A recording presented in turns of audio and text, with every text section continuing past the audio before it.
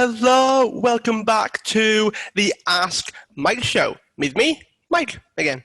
And this is about universal basic income. So I've been getting a few questions about this. I've been trying to learn as much as I can about what this is, how it works, how we can make it happen, and what my thoughts are. So someone asked me what my thoughts are on UBI, or universal basic income.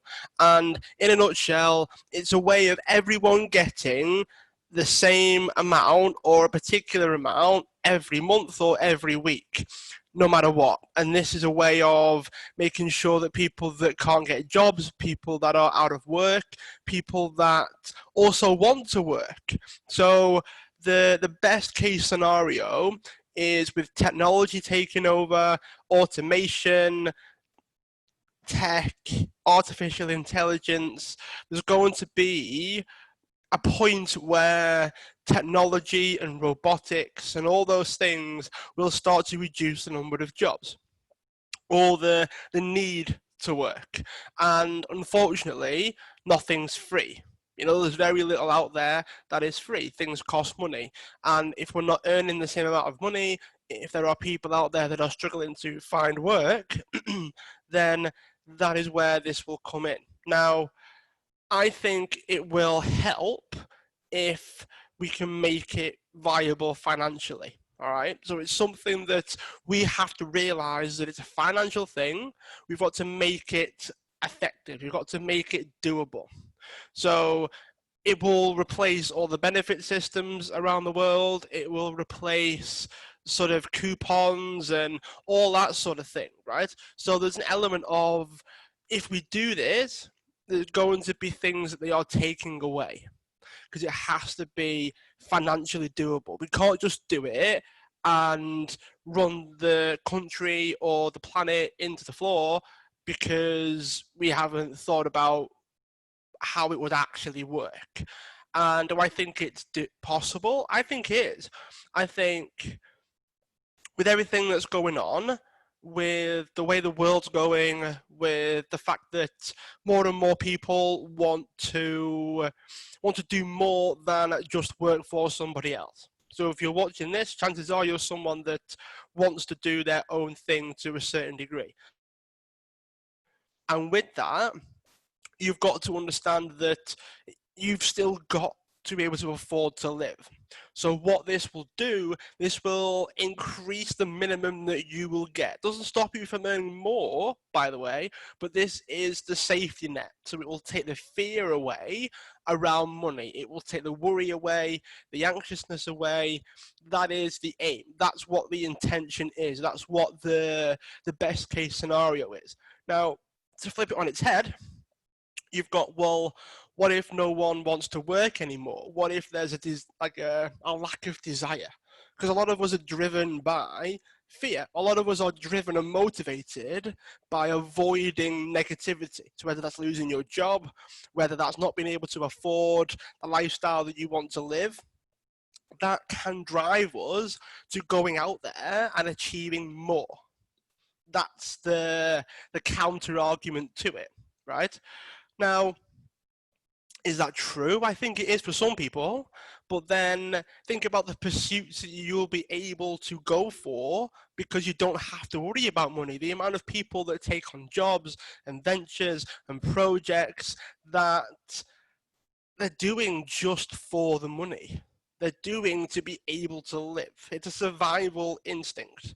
So does that mean that we won't work, we won't do things without that?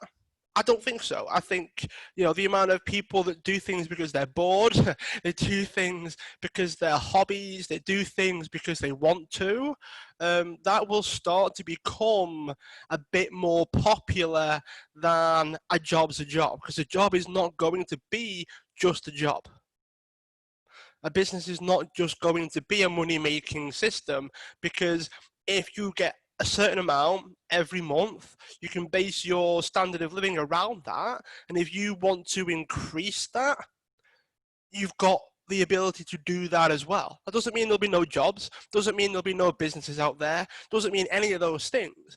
And one of the things that I've noticed is the more money we have, the more money we spend. So if there's a baseline level that we get, we will probably spend more the more we get. So if we work, if we have a business, if we grow something, right, that allows us to financially be free, not just stable, because that's what the UBI will help us do. We're stable, we're okay, we're safe. If you want to go beyond that, you've got the capabilities to do that. And you don't have to worry about where the next meal is going to come from. Now, one of the arguments is about the economy, right? And how that will sort of shift. Now, most economies are built on everyone's ability to spend money, not save it. So the more regularly people spend money, that's what the ecosystem is. The economy is like the ecosystem of money. It's the flow of money in and out. So to say that the economy will crash, well, if we shift our mindset by knowing that we will get the set amount every month or every week, that might cause people to be a little bit more liberal with their spending. Spend a bit more on food, spend a bit more on eating out maybe. So you can spread out the income so it all comes back to you eventually and goes out to other people. So that's what the economy is. Will there be people out there that will save it? Of course, but that's happening now. That's not going away. So will there be more people out there more capable of spending money because they have it? Yes.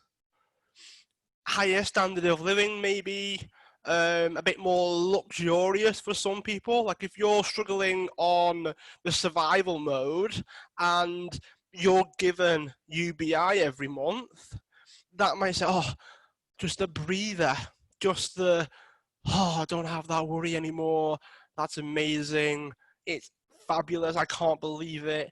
The pressure will go away. Probably mental health will improve and standard of living might improve as well. Or how we feel about our standard of living, because that's another thing that people don't really think about, is you can be in survival mode and really feel the pressure, or you can be able to survive just about and not have the pressure because you're being given it as a form of safety. So I think there are two arguments to it. My personal opinion is that it should be doable. It should be given to everyone that needs it, everyone that has it, right? Everyone that should have it or can have it should be entitled to it, because survival shouldn't be dependent on your ability to work.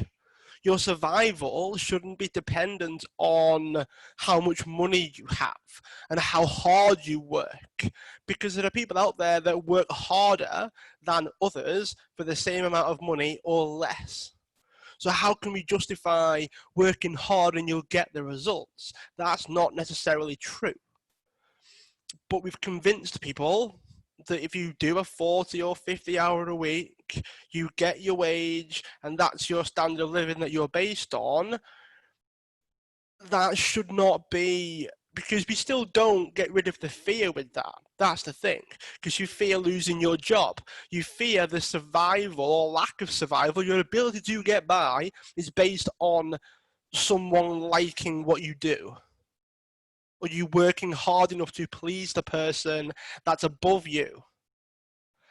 That, in my opinion, that is a fear system. That is a crippling system, especially when, you know, like autonomous cars are going to put drivers out of business. AI could put teachers out of business. It's taken over slowly. And there are little children now that could be a part of the generation that don't need to work. Lack of jobs, lack of opportunities, having to start at a level that they're uncomfortable with, doing jobs that they don't want to do, doing jobs that might not be around a few years later. You're going to bring up the whole, what's the point? If the job's going to go away anyway, what's the point? So lack of motivation can come in anyway. And the whole, a job's a job, I can just go and get another one, that reduces motivations to work and to try and put effort in just as much as, well, you've got the money anyway, so why do it? It works both ways, unfortunately. That's just the way we work. It's the way a lot of people are wired. So do I think that it will help? Yes. Do I think it will create new problems? I do. Do I think it will solve problems? Yes. So we're always going to have problems. We're always going to have things that we're going to have to deal with. But I think taking the survival fear away, because we're all driven by money. Most of us are driven by money. Most of us base our standard of living based on how much we can spend. If we were allowed to spend a bit more because we're given a bit more, the economy, if anything, might actually thrive because more people will be in a position to increase their standard of living by spending more because they have it. It doesn't stop you from working, it'll stop you from doing the whole, I'm struggling to get by. And I think more people need that freedom. More people need the ability to get by without having to worry if they will. I hope that makes sense. Feel free to share it. If you want a conversation about this, let me know. Spread the word, tag your friends. If you have any other questions, feel free to ask me on the social media worlds, and feel free to enter my world as well. More than happy to chat, more than happy to talk further about this if needed. And yeah, have an amazing day. Thanks for tuning in. Hopefully you've enjoyed it, and I look forward to chatting to you again very, very soon.